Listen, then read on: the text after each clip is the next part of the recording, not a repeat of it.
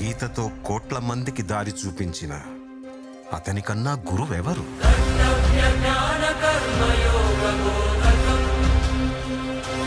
రక్షణ కోసం సముద్రం మధ్యలో ద్వారకా నగరాన్ని కట్టిన అతనికన్నా గొప్ప ఆర్కిటెక్ట్ ఎవరు?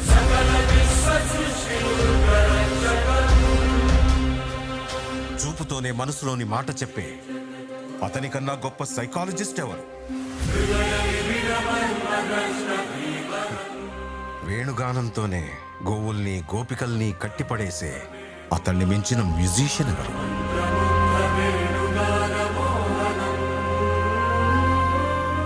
నిత్యారోగ్యంతో ఉండే సూచనలు చెప్పిన అతనికి మించిన డాక్టర్ ఎవరు? ధర్మం కోసం యుద్ధం చేయమని చెప్పిన అతన్ని మించిన వీరుడెవరు? కరువు కష్టం తెలియకుండా చూసుకున్న